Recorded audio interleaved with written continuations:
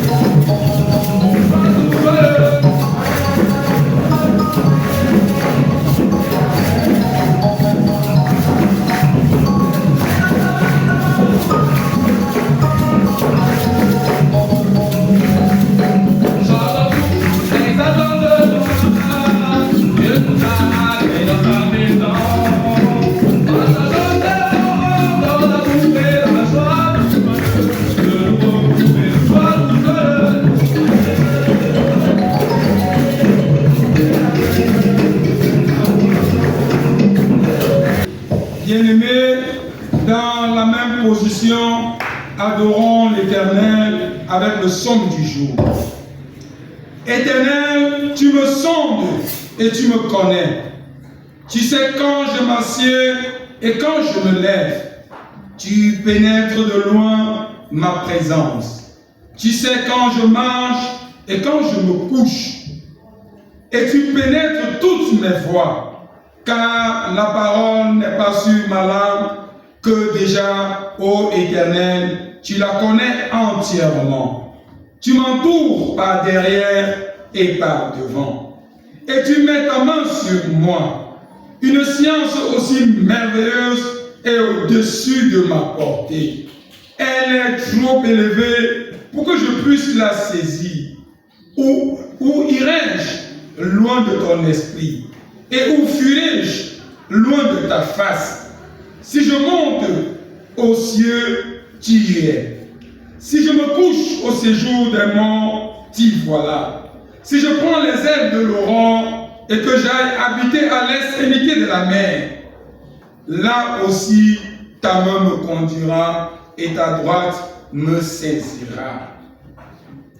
Je les hais d'une parfaite haine. Ils sont pour moi des ennemis.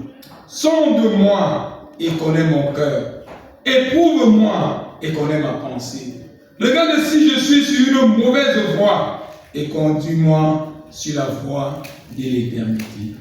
Amen.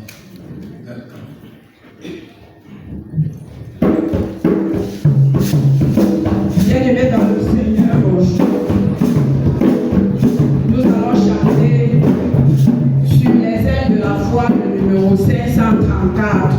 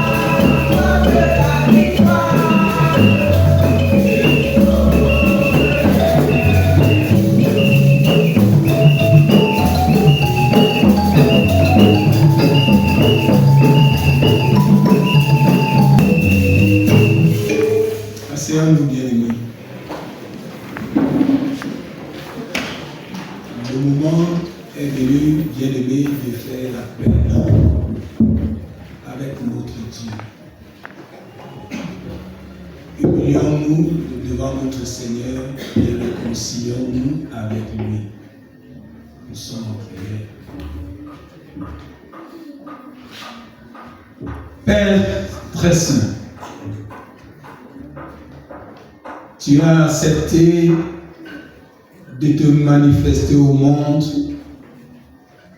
au travers de ton Fils bien-aimé, notre Seigneur. Par ce geste, nous devions comprendre de quel amour tu nous aimes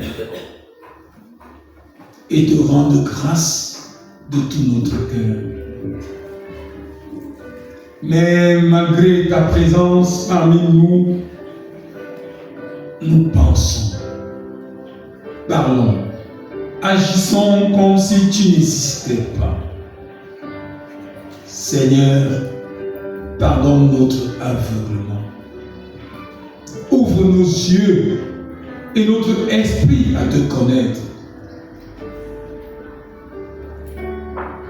Malgré les prodiges accomplis par le Christ pour révéler ta puissance, nous ne cessons de recourir aux puissances immesurable, méprisant ainsi l'effort du Seigneur et Sauveur Jésus, qui nous sort de la misère. Seigneur, mets fin à nos égarements. À cause de ta bonté, suscite au sein de ton temple de puissants pasteurs pour rassembler les brebis et les conduire en toi. Fais-nous grâce de n'être pas de ceux qui dispersent. Accorde-nous le privilège de proclamer avec force et sans hypocrisie l'œuvre salutaire de Jésus-Christ, qui règne avec toi dans l'unité du Saint-Esprit. Amen. Bien-aimés dans le Seigneur, dans un élan de recueillement, nous allons chanter le numéro 80 sur les ailes de la foi, cantique sur les ailes de la foi numéro 80. Qui me lève dans mes chutes, c'est Jésus qui combat.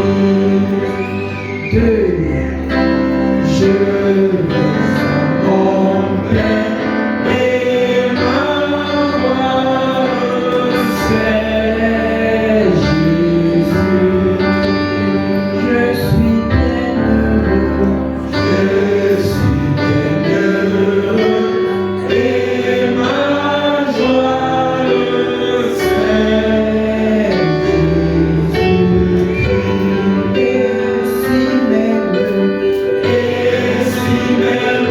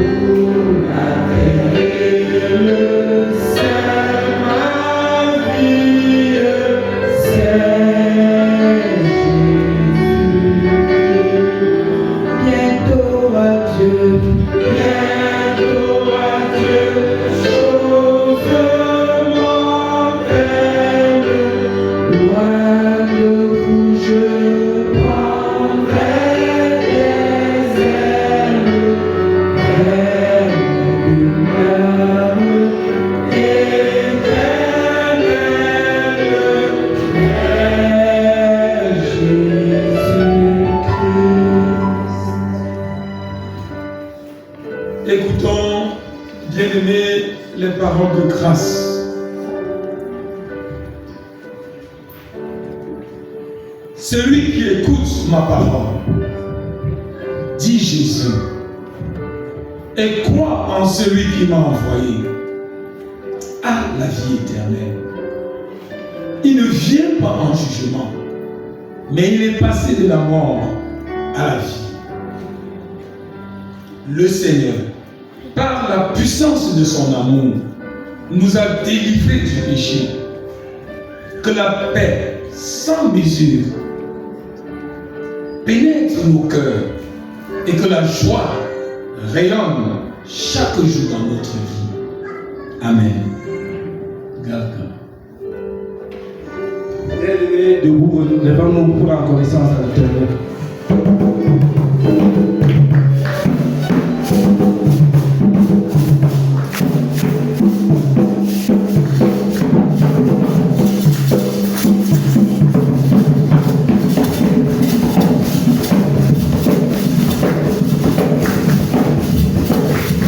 J'ai vu la lumière du Seigneur Jésus, j'ai vu la lumière entrer dans mon cœur, j'ai vu la lumière du Seigneur Jésus, et chante alléluia, amen, amen, j'ai vu.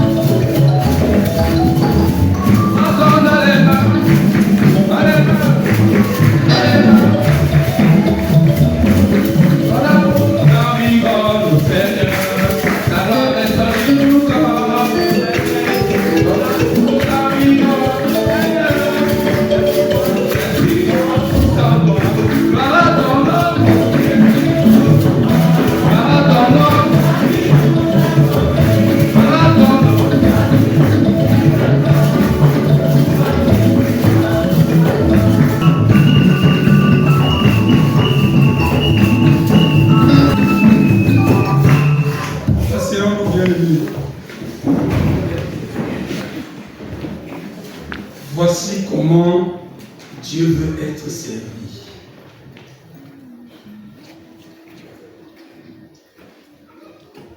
Vous ne déroberez point et vous n'userez ni de mensonges, ni de tromperie les uns envers les autres. Vous ne jugerez point faussement par mon nom, car tu profanerais le nom de ton Dieu. Je suis l'Éternel.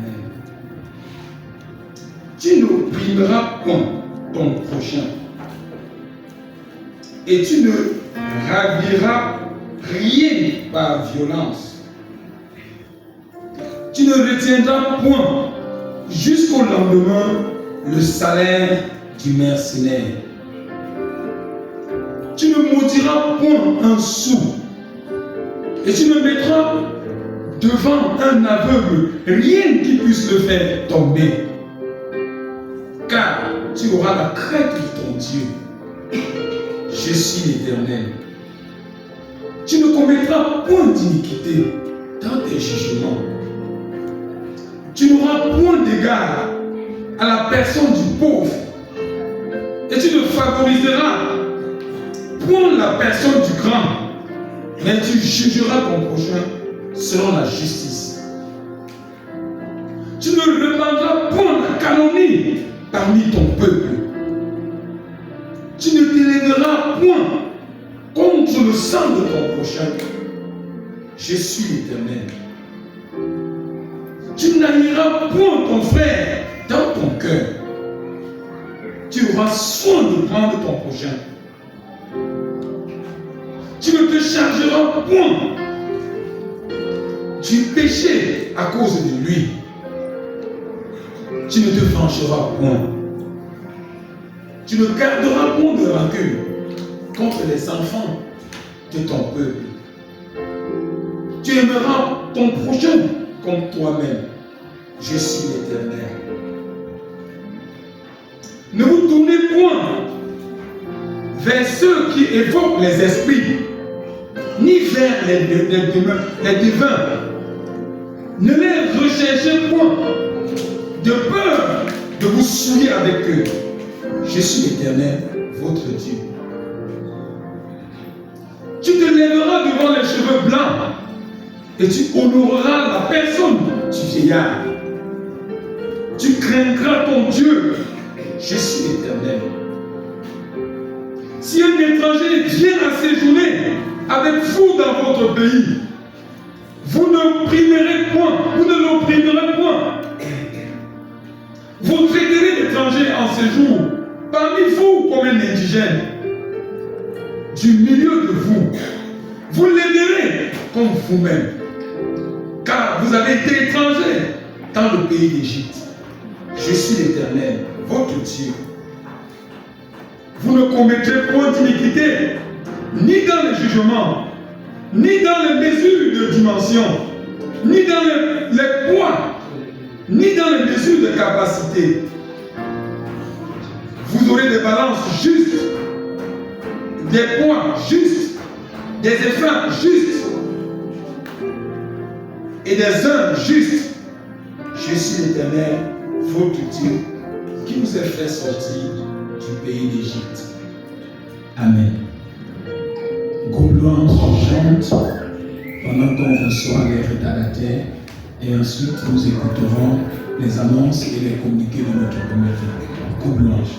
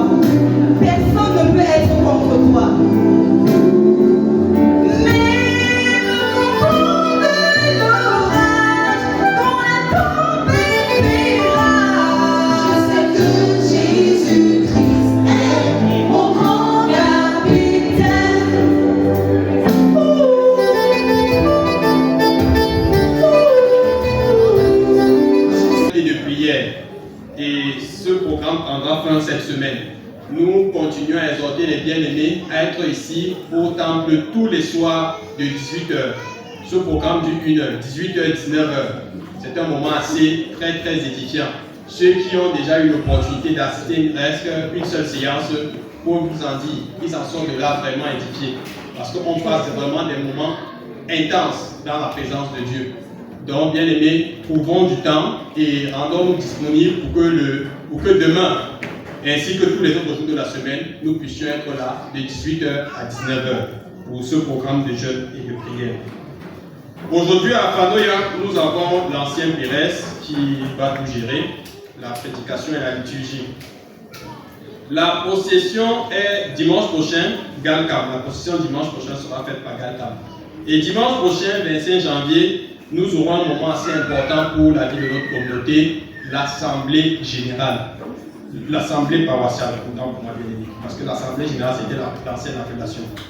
Alors, c'est quoi l'Assemblée paroissiale? C'est le moment où chaque communauté s'arrête pour définir les lignes directives de sa feuille de route pour toute l'année.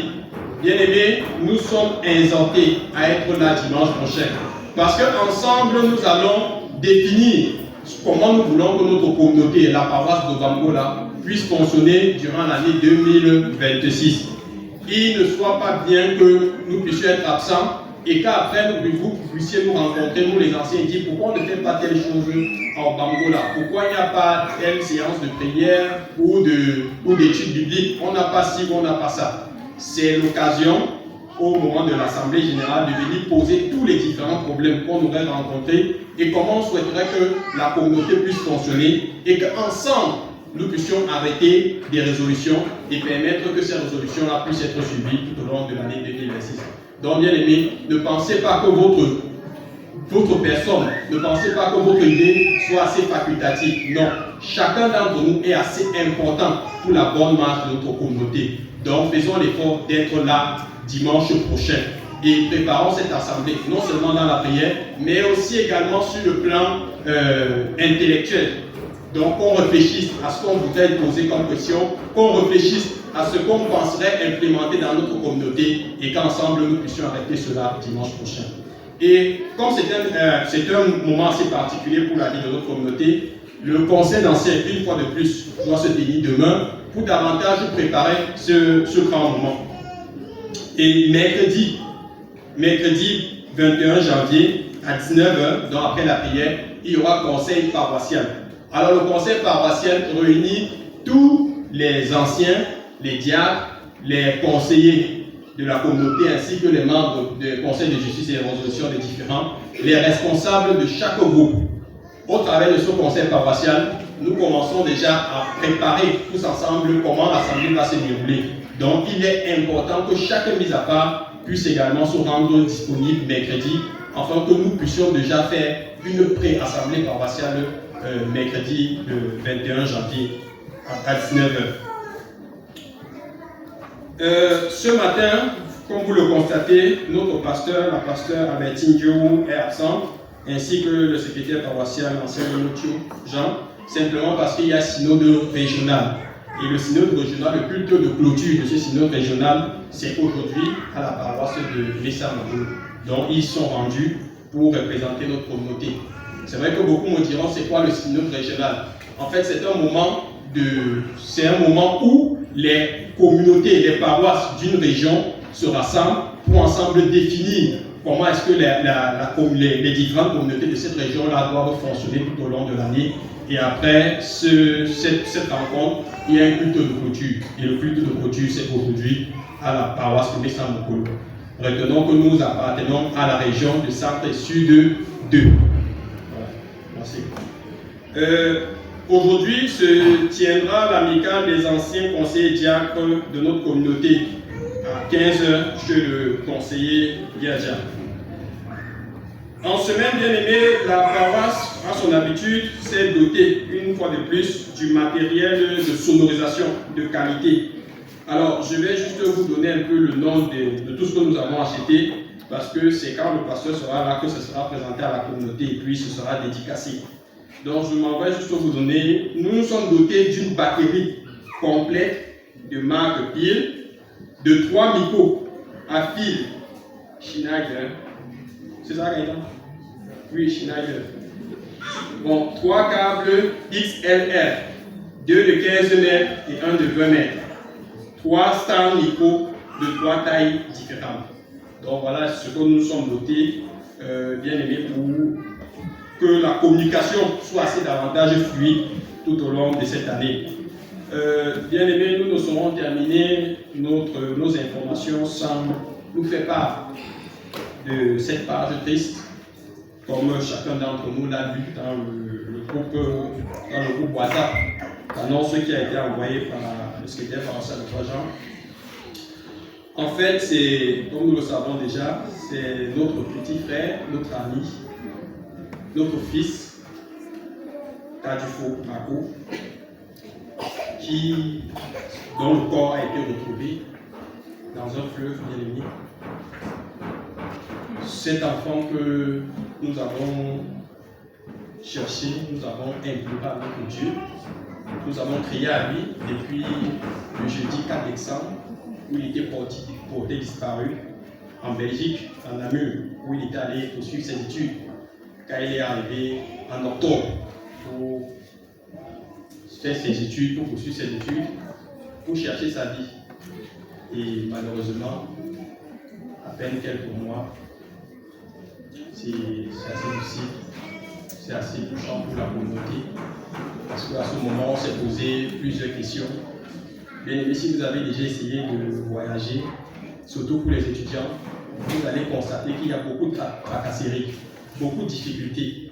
Et même en termes de dépenses, les parents dépensent d'énormes sous. Mais on s'est tous posé la question comment le Seigneur a permis que tout ça, qu'il puisse avoir ce visa, mais aller là-bas achever sa vie. Pourquoi ne pas avoir raté son visa? Parce que beaucoup de ses camarades sont allés à l'ambassade et n'ont pas eu de visa. Mais lui, il a eu.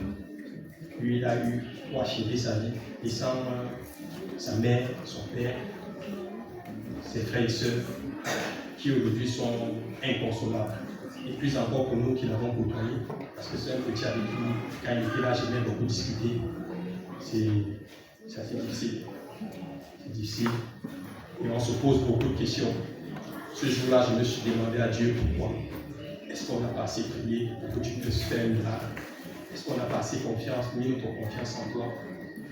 Autant de questions qui sont restées sans réponse. Peut-être c'est quand on rencontrera Dieu, on aura la réponse à cela. Mais bien aimé, je voudrais que nous puissions garder la foi, parce que c'est vraiment difficile. Et plus encore pour les parents, quand vous avez longtemps souffert un enfant pendant des années, et que vous vous dites aujourd'hui que bon, d'ici quelques années, c'est lui qui va m'aider à gérer ma retraite, mais que vous êtes encore là pour aller l'enterrer. C'est assez difficile. Tout à l'heure, après le culte, nous allons nous y rendre une fois de plus pour essayer de pleurer avec ces familles, comme la Bible nous recommande, de pleurer avec ceux qui pleurent. Mais avant, je vais nous inviter à prendre le 182, bien aimé en signe de recueillement, plus près de toi. Pour nous nourrir ce matin de la parole de Dieu, nous avons 3 textes. Le premier, celui de la prophétie selon Ésaïe en son chapitre 8, du verset 23b au chapitre 9, verset 3. Ésaïe 8, 23b au chapitre 9, verset 3. Le second, celui de l'épître de Paul aux Corinthiens, en son chapitre 1, du verset 1 au verset 3. Épître de Paul aux Corinthiens, du verset 1 au verset 3. Le troisième, celui de l'Évangile selon Jean, en son chapitre 1, du verset 29 au verset 34. Jean, chapitre 1, du verset 29 au verset 34. Avant d'écouter la parole bien-aimée, je nous invite à la prière. Prions Dieu. Seigneur, notre Dieu, nous voici de nouveau réunis dans ce temps. où dimanche après dimanche, tu refais nos cœurs et nous lèves à la lumière de ta parole. Donne des oreilles pour l'entendre, des cœurs pour la comprendre, la garder, la méditer. Amen. Les différents lecteurs ont la parole après les différentes lectures en français. UFC va chanter et après quoi nous ferons la lecture en anglais.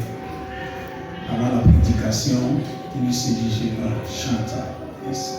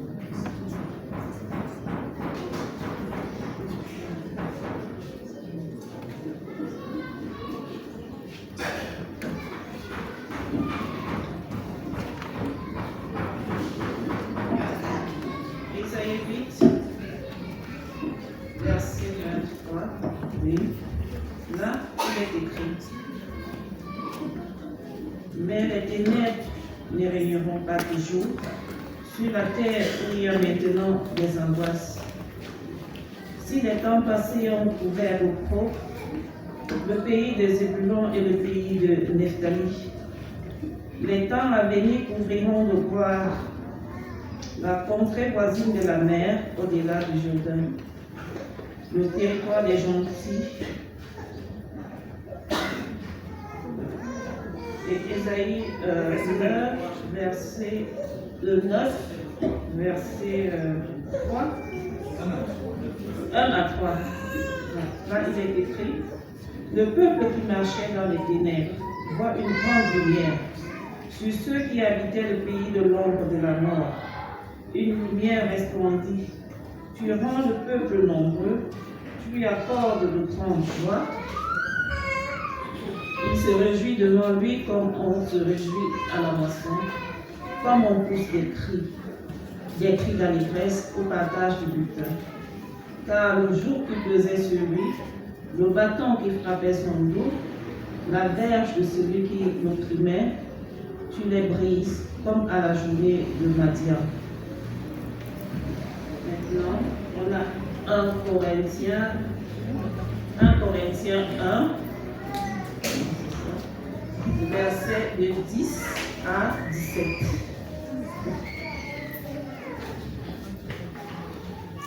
Et là, il est écrit: je vous exhorte, frères, par le nom de notre Seigneur Jésus-Christ, à tenir tous un même langage et à ne point avoir de division parmi nous, mais à être parfaitement unis dans un même esprit et dans un même sentiment. Car mes frères, j'ai appris à votre sujet par les gens de Chloé qu'il y a des disputes au milieu de vous. Je veux dire que chacun de vous parle ainsi: moi, je suis Paul, et moi d'Apollo, et moi de Céphas, et moi de Christ. Christ est-il divisé? Paul a-t-il été crucifié pour vous? Ou est-ce au nom de Paul que vous avez été baptisés? Je prends grâce à Dieu de ce que je n'ai baptisé aucun de vous, excepté Crispus et Gaius, afin que personne ne dise que vous avez été baptisés à mon nom. J'ai encore baptisé la famille de Stéphana. Du reste, je ne sache pas que j'ai baptisé quelqu'un, que j'ai baptisé quelque autre personne. Ce n'est pas pour baptiser que Christ m'a envoyé, c'est pour annoncer l'évangile, et cela sans la sagesse du langage, avant que la croix de Christ ne soit pas rendue vaine. Amen.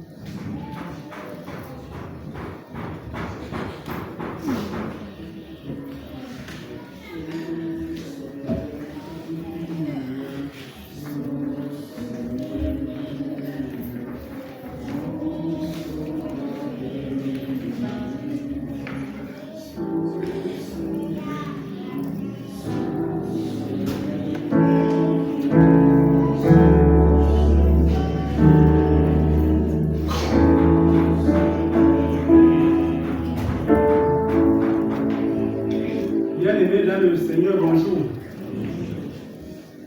L'évangile du jour, c'est l'évangile de Matthieu, chapitre 4, le verset 12 au verset 23. Matthieu 12. Matthieu chapitre 4, verset 12 à 23. Là, il est écrit: Jésus, ayant appris que Jean avait été livré, se retira dans la Galilée. Il quitta Nazareth et vint demeurer à Capernaum, situé près de la mer, dans le territoire de Zabulon et de Naphtali, afin que s'accomplisse ce qui avait été annoncé par Isaïe le prophète. Le peuple de Zabulon et de Naphtali, de la contrée voisine de la mer, du pays au-delà du Jourdain et de la Galilée des Gentiles. Ce peuple, assis dans les ténèbres, a vu une grande lumière, et sur ceux qui étaient assis dans la région et l'ombre de la mort, la lumière s'est levée. Dès ce moment, Jésus commença à prêcher et à dire: Repentez-vous, car le royaume des cieux est proche. Comme il marchait le long de la mer de Galilée, il vit deux frères, Simon, appelé Pierre, et André son frère, qui jetaient un filet dans la mer, car ils étaient pêcheurs. Il leur dit: Suivez-moi, et je vous ferai pêcheurs d'hommes. Aussitôt, ils laissèrent les filets et le suivirent. De là, étant allé plus loin, il vit deux autres frères, Jacques, fils de Zébédée, et Jean, son frère, qui étaient dans une barque avec Zébédée, leur père, et qui réparaient leurs filets. Il les appela, et aussitôt, ils laissèrent la barque et leur père et le suivirent. Jésus parcourait toute la Galilée, enseignant dans les synagogues, prêchant la bonne nouvelle du royaume et guérissant toute maladie et toute infirmité parmi le peuple. Amen. Merci.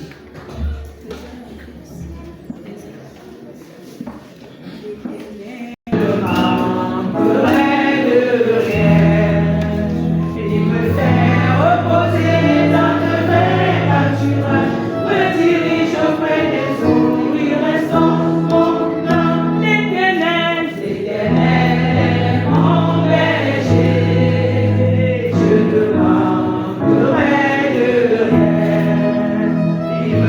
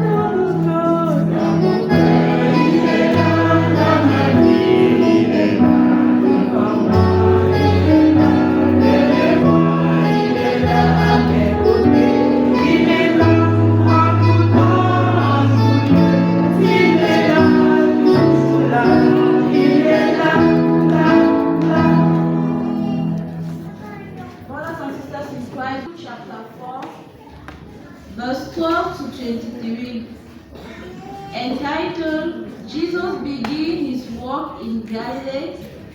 Jesus called for fishermen. Jesus teacher, preaches, and heals. Here we read, when Jesus heard that John had been put in prison, he went away to Galilee. He did not stay in Nazareth, but went to live in Capernaum, a town by Lake Galilee, in the territory of Zebulun and Naphtali.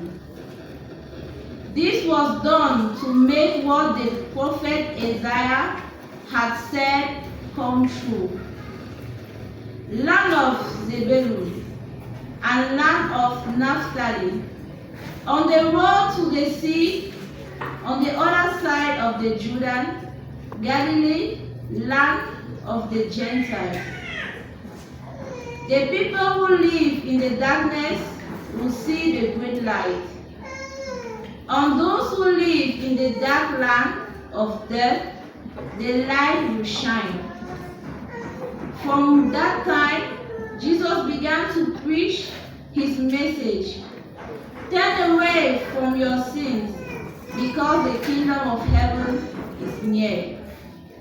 As Jesus walked alone to shore of Lake Galilee, he saw two brothers who were fishermen, Simon called Peter and his brother Andrew, catching fish in the lake with a net.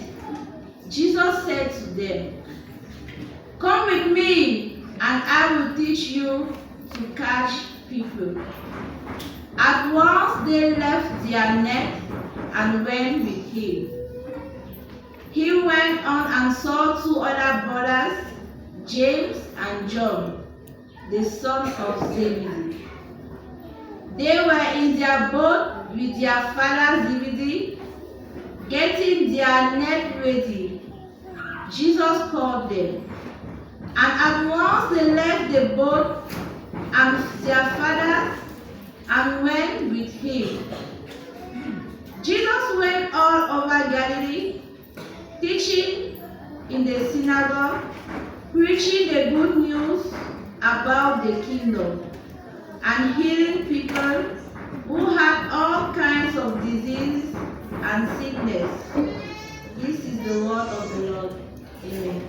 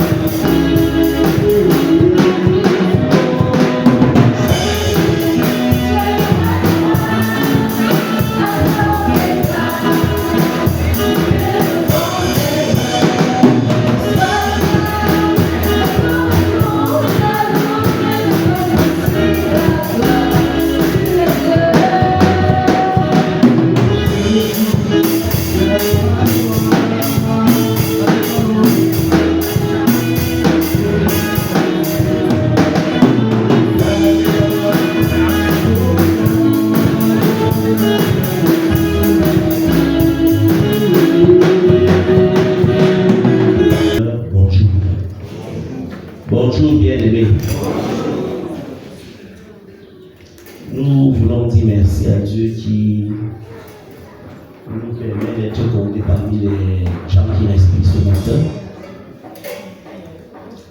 Et nous disons aussi merci à Maman Pastor qui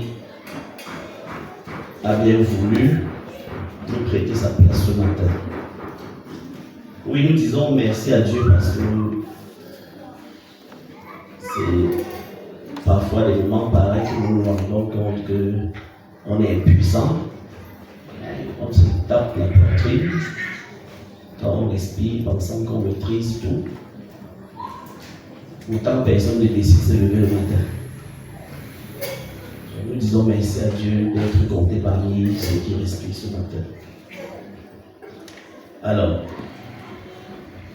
il quitta Nazareth et vint demeurer à Capernaum, situé près de la mer, dans le territoire de Zabulon et de Nephtali, afin que s'accomplisse ce qui avait été annoncé par Ésaïe.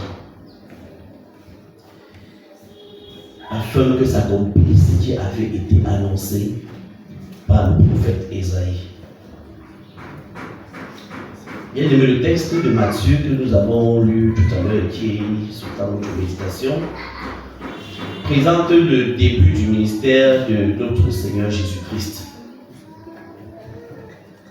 Et quand nous lançons un coup d'œil un peu en amont, ce que nous constatons, c'est que Jésus venait d'être baptisé après une forte résistance de Jean-Baptiste.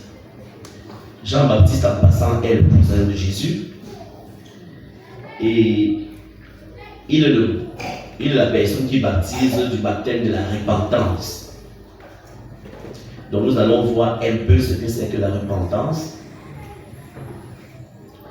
Jean-Baptiste voit Jésus venir et il sait sur le plan spirituel qu'il est inférieur à Jésus et se refuse de baptiser Jésus.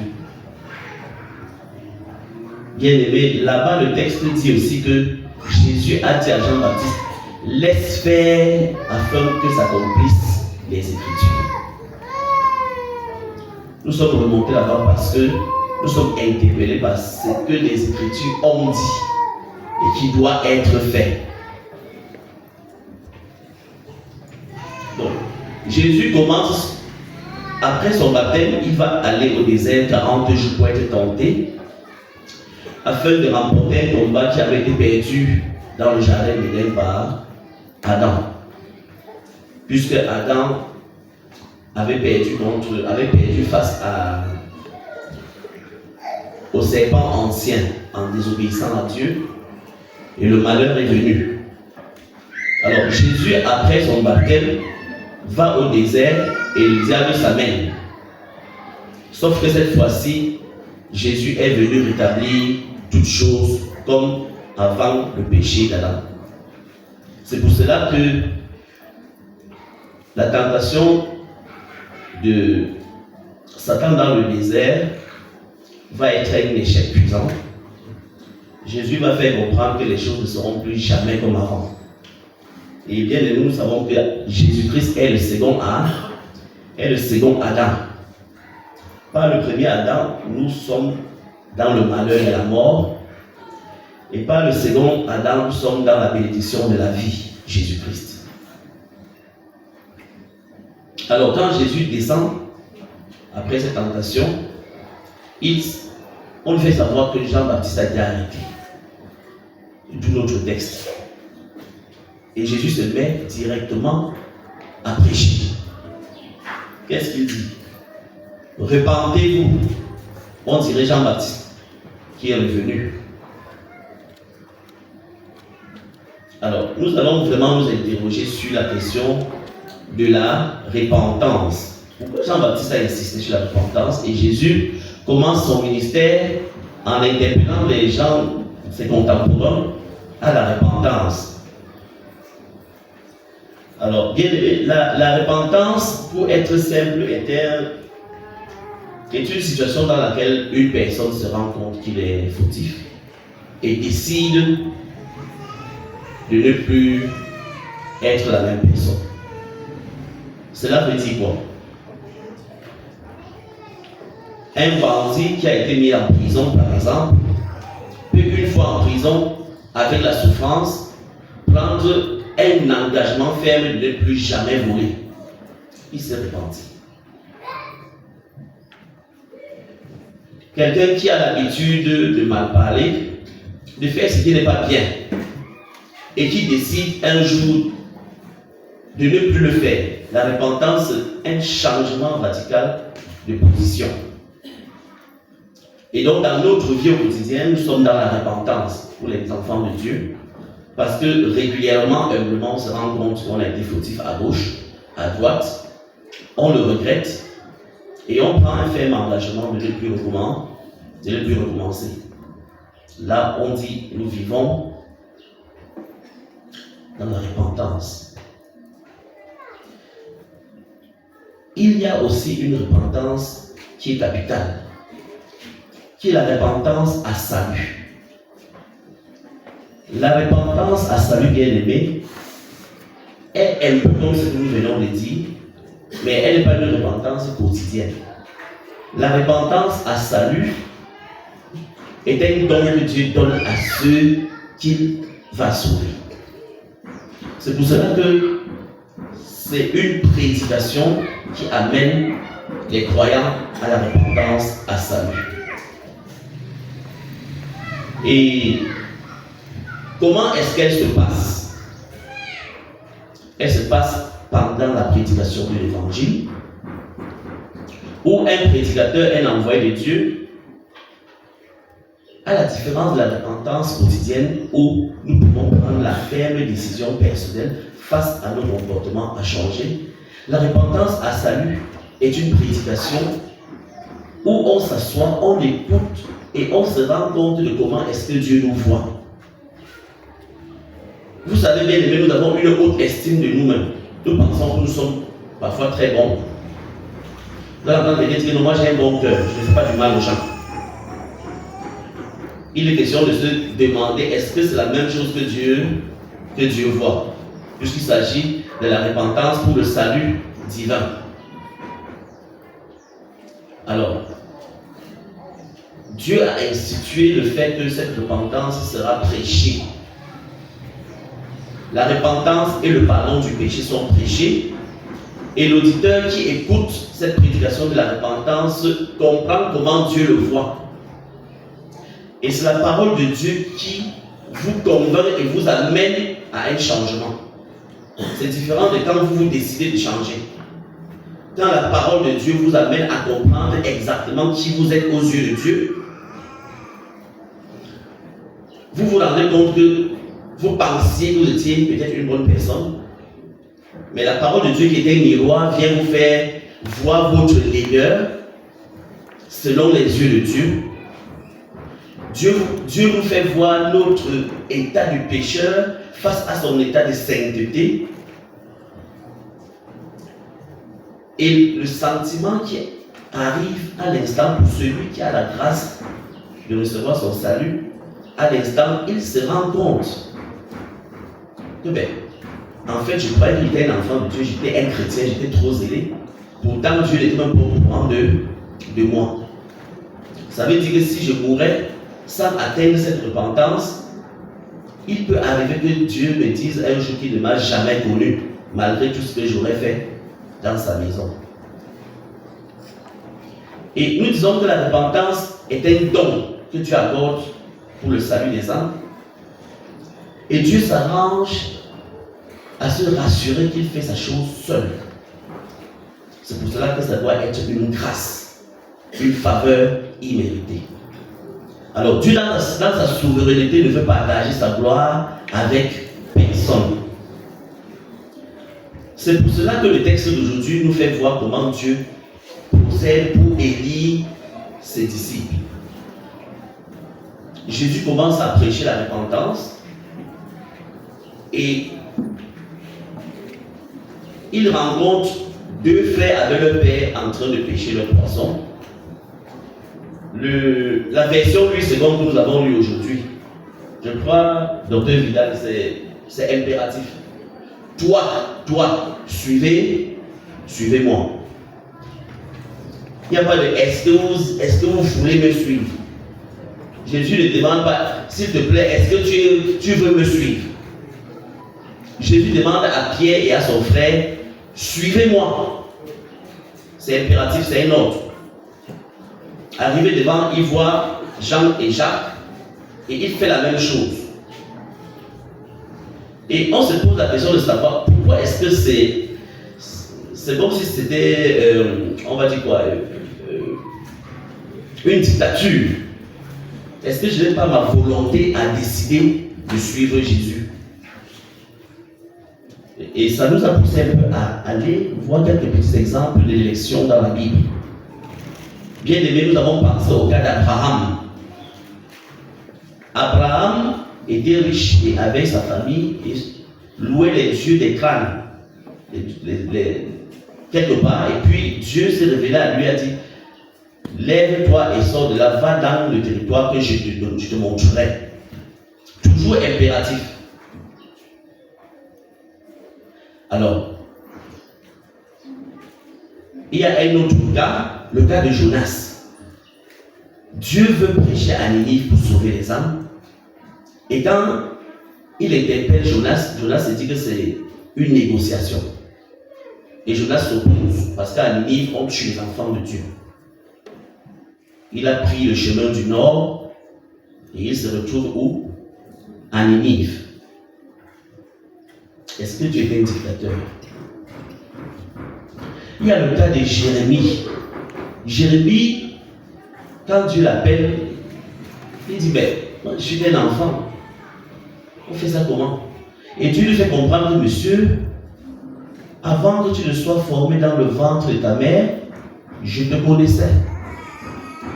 Et avant que tu ne naisses, je t'avais dit à consacrer prophète des nations.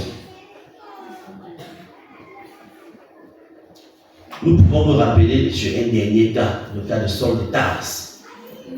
Saul de Tarse était très sincère dans sa lutte contre le christianisme. C'était un judaïque dans l'âme. Et nous savons sur le chemin de Damas ce que Jésus-Christ a fait. Il a bien fait de racler le monsieur et de l'envoyer à Ananias, si je ne me trompe pas. Et donc nous comprenons que Dieu ne veut partager sa gloire de ton salut avec toi, ni avec le pasteur qui t'a prêché. Il veut se rassurer qu'il t'a donné, qu'accordé ça. Et c'est ça qu'on appelle la grâce, une faveur imméritée. Bien aimé, je pense que nous avons notre volonté, nous avons des engagements. Nous avons du zèle. Je suis sûr que chacun de nous est sûr de s'être décidé ce matin de venir partager la parole avec nous ce matin. C'est évident que c'est à notre niveau. Je voudrais simplement nous attirer l'attention que Dieu en amont nous accorde la grâce de prendre cette décision. Parce qu'il y a des milliers de personnes qui voulaient aussi venir. La volonté n'a pas manqué. Peut-être la santé a bloqué. Il y en a qui sont arrivés en route, peut-être la roue de la voiture s'est percée et puis sont calés. Ce n'est pas la volonté qui a manqué. Nous nous interpellons pour nous rassurer que nous ne partageons pas la gloire de Dieu avec lui. C'est pour cela que notre moi, notre je devrait s'effacer, afin que Dieu racle et obtienne toute la gloire sur notre vie. Bien aimé, nous décidons, mais Dieu lui dit, il met en nous le vouloir et le faire. Il nous inspire. C'est Dieu qui nous inspire à faire des projets, à penser, à concevoir nos projets, à monter nos projets, à monter nos entreprises. Mais à la fin, il dit dans le proverbe que dans le cœur de l'homme, il y a plusieurs projets. Mais qu'est-ce qui s'accomplit? La volonté de Dieu. Bien aimés, ne partageons pas la gloire de Dieu avec eux. Ne prenons pas un moindre morceau de la gloire de Dieu. C'est Dieu dans sa haute souveraineté, qui décide que nous soyons là, qui nous accorde la grâce d'être ses enfants, qui nous accorde la grâce d'être en santé et d'être assis là pour partager sa parole. C'est pour cela que dans Jean, il nous dit, Jésus-Christ, à ceux qui croient en son nom, il a donné le pouvoir de devenir enfant de Dieu. Qui donne le pouvoir? C'est Dieu dans sa parole qui nous donne le pouvoir de devenir ses enfants. Et il précise que ces enfants sont nés, non du sang. Mon papa à moi, père son âme, était pasteur. Ce n'est pas parce qu'il était pasteur que je suis enfant de Dieu. Donc ce n'est pas par la voie sanguine qu'on devient enfant de Dieu. Dieu se rassure que c'est lui ce qui est auteur de notre salut. Alors, non du sang, ni de la volonté de la chair. Ça veut dire, je suis placé devant vous, je souhaite, un prédicateur souhaite que les âmes soient converties. C'est une volonté, elle est bonne, elle est allouée, mais elle n'est pas suffisante. Ni de la volonté de l'homme, c'est ce que Jean dit. Donc, Dieu a exclu le sang. Donc, ce n'est pas par contamination qu'on devient enfant de Dieu, ce n'est pas par lien sanguin, ni de la volonté de l'homme, mais ce passage finit par mais de Dieu. Bien aimé, Dieu ne partage sa gloire avec personne. Et donc, chaque fois que nous avons été utilisés dans la maison de Dieu, chaque fois que nous avons fait ce qui semble bon, nous devons dire que nous sommes des serviteurs inutiles. Exactement comme l'argile entre les mains du pauvre, du potier. L'argile ne peut jamais dire, monsieur le potier, tu n'es rien. Mais l'argile dépend à 100% du pauvre, du potier, qui décide de ce qu'il fait de l'argile. Et c'est pour cela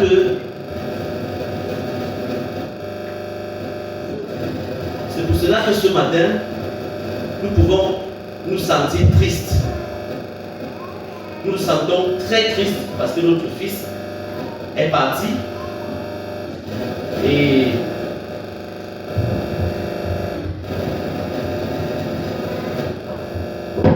l'ancien Vidal pouvait se poser la question: pourquoi est-ce que Dieu n'a pas fait que notre fils n'obtienne pas le visa? Si ça dépendait de notre volonté, Dieu bloquait ce visa. Si ça dépendait de notre volonté, les parents n'obtenaient pas l'argent pour faire ces papiers. Si nous avions la capacité de savoir ce qui va se passer demain, nous prendrions des décisions conséquentes.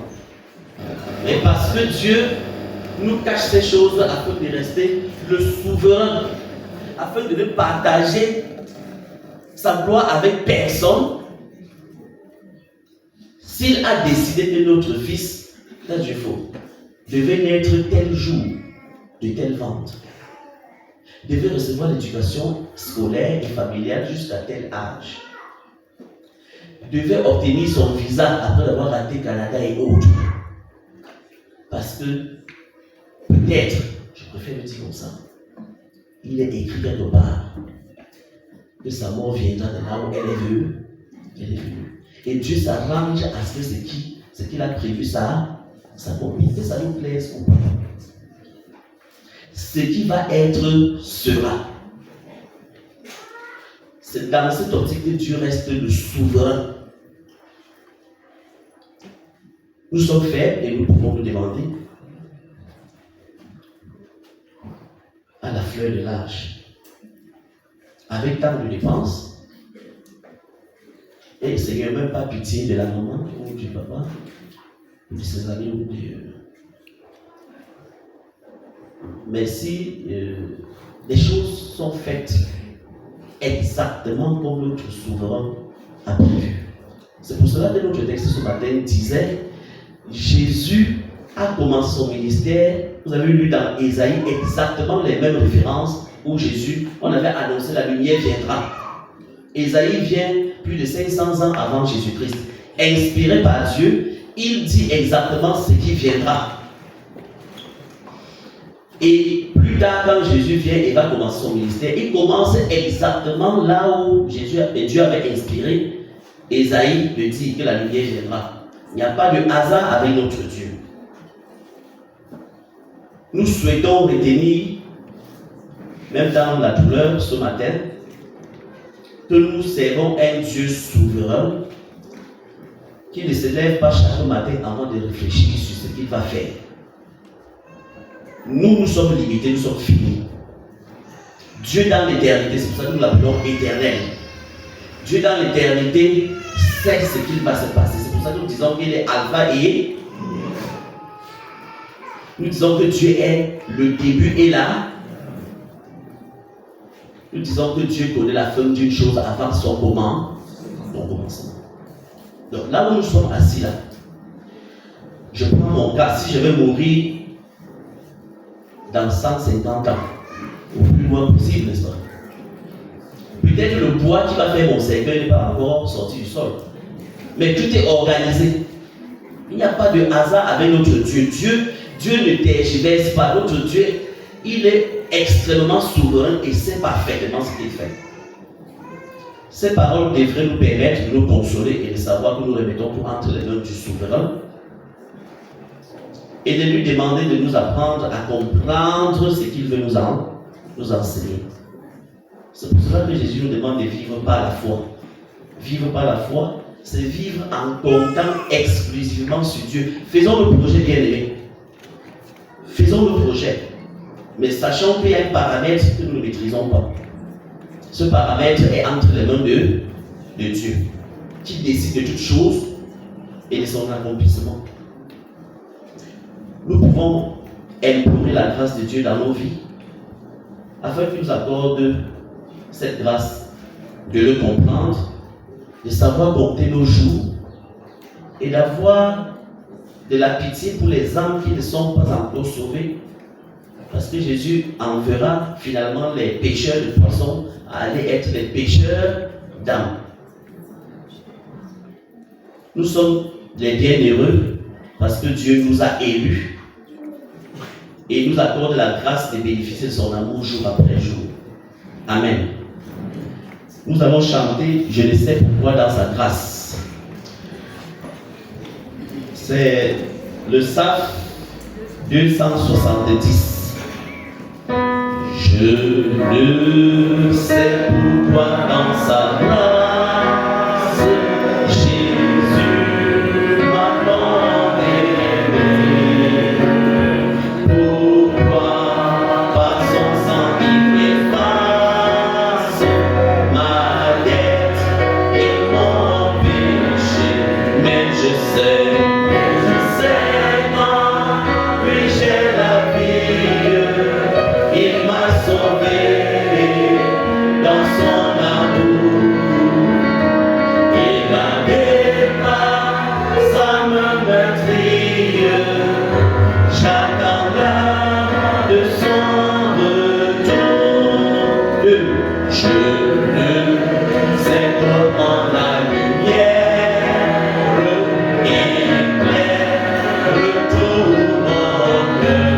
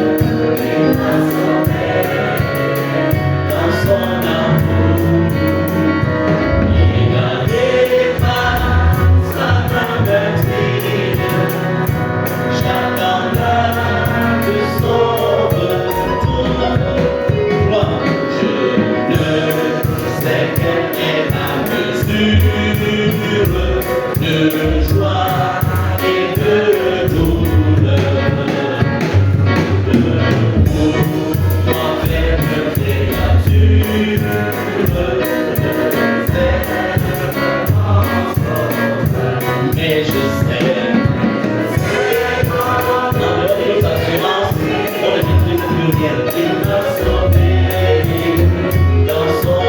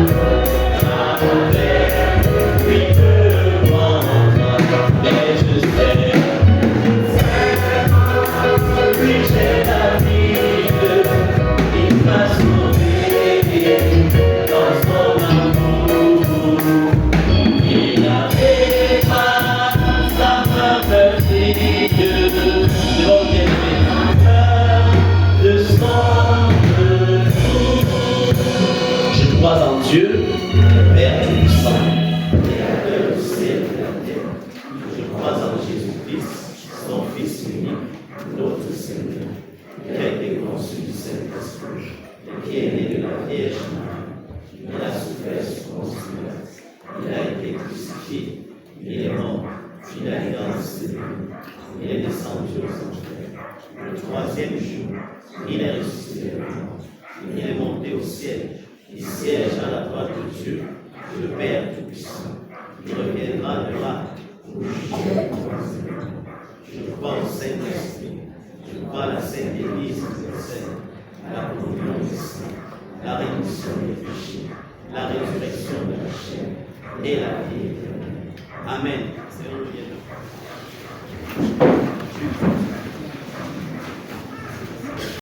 Psaume 150, les groupes louanges vont chanter pendant que nous allons remettre nos offrandes. Psaume 150 commence.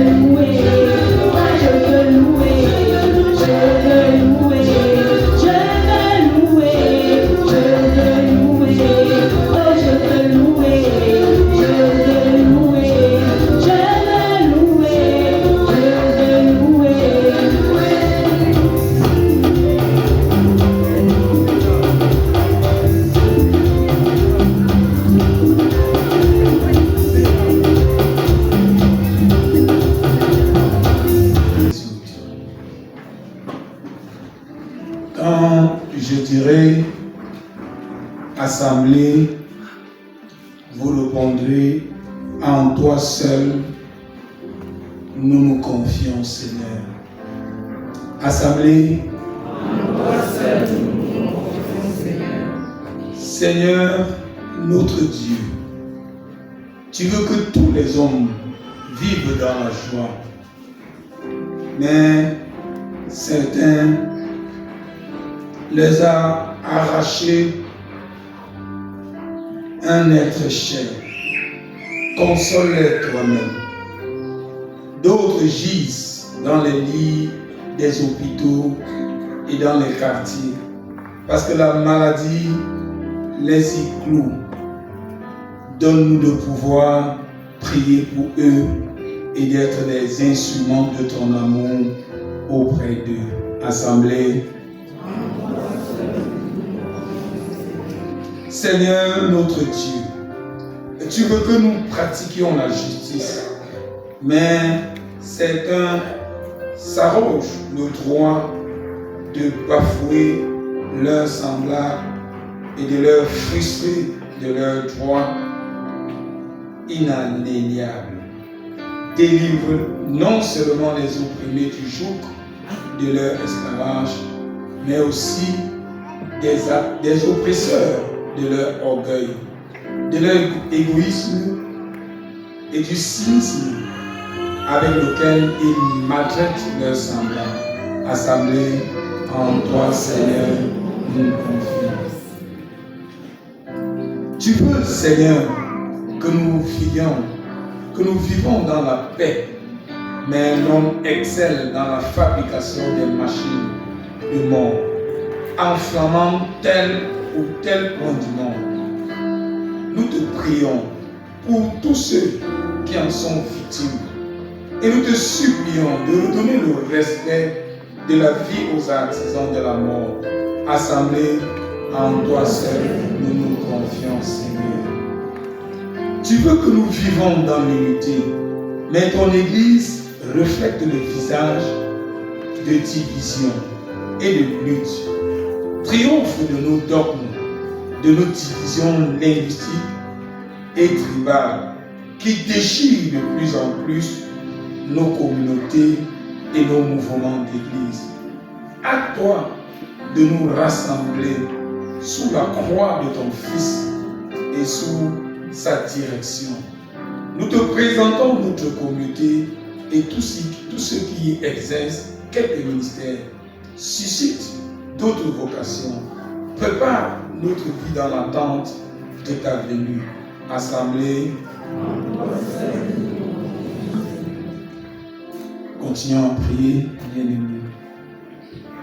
Nous te disons merci, Seigneur, d'avoir conduit les bien-aimés qui étaient en déplacement sur l'ensemble du territoire pour assister d'autres bien-aimés à des deuils, à des événements familiaux. Nous te disons merci d'avoir veillé sur eux. Nous te disons merci, Seigneur Jésus, pour les 2 premières semaines de prière et jeûne dans notre communauté qui a été un succès. Nous te disons merci pour les miracles et les révélations pendant ces moments de prière. Seigneur, rends disponible toute la communauté afin que qu'ensemble nous puissions, notre Dieu, ensemble parcourir la dernière semaine de cette activité. Seigneur, souviens-toi de ceux qui souffrent dans leur chair, non seulement pour voir, mais guéris-leur de leur maladie. Console ceux qui pleurent parce qu'ils ont perdu un être cher. Nous pensons notamment à la famille Tadjoufou, durement éprouvée par le décès tragique de notre fils, notre frère, notre ami, notre petit-fils, Marco. Console, Seigneur. Seigneur, nous prions afin que tu veilles sur notre nation, le Cameroun, afin que tu assures à notre pays une stabilité à tout égard. Nous te prions, Seigneur, pour nos enfants étant allés à l'étranger, non seulement pour étudier, mais aussi pour y travailler, afin que tu veilles sur eux contre toute forme de trafic quelconque. Nous te prions, Seigneur, pour nous-mêmes, les parents, afin que nous saisissons toutes les opportunités d'affermissement, afin de retransmettre ces valeurs à nos enfants qui sont nos camarades. Nous te prions, Seigneur, pour notre pasteur et notre secrétaire paroissial, Papa Jean Lemouture, qui sont en ce moment du côté de Bessa pour la cérémonie de clôture du synode régional. Nous te rendons grâce, Seigneur, pour tout ce que tu nous accordes. Nous te rendons grâce, Seigneur, parce que tu nous aimes, parce que tu es notre retraite, parce que tu es notre abri sûr, parce que tu nous exauces toujours. Tu dis dans ta parole, Seigneur, que tout ce que vous me demandez en priant, croyez dans vos cœurs que vous l'avez reçu et vous verrez cela s'accomplir dans vos vies. Merci de nous avoir écoutés et exaucés au nom précieux de Jésus-Christ, notre Seigneur et Sauveur, celui qui nous a appris à dire debout des nuits, notre Père qui est aux cieux, que ton nom soit sanctifié, que ton règne vienne, que ta volonté soit faite sur la terre comme au ciel. Donne-nous aujourd'hui notre pain de ce jour. Pardonne nos offenses, comme nous pardonnons aussi à ceux qui nous ont offensés. Et ne nous soumets pas à la tentation, mais délivre-nous du mal, car c'est à toi qu'appartient le règne, la puissance et la gloire pour les siècles des siècles. Amen. Avant les exhortations Ce matin, que nous devons compter entièrement sur lui et vivre totalement dépendant de lui. Il nous appelle à le suivre, que par sa grâce nous le suivons, afin que la gloire lui revienne à lui seul. En sachant qu'il est le souverain maître, nous lui remettons toutes choses et qu'il nous console dans les moments difficiles. Allons en paix dans le nom de Jésus-Christ notre Sauveur. Amen.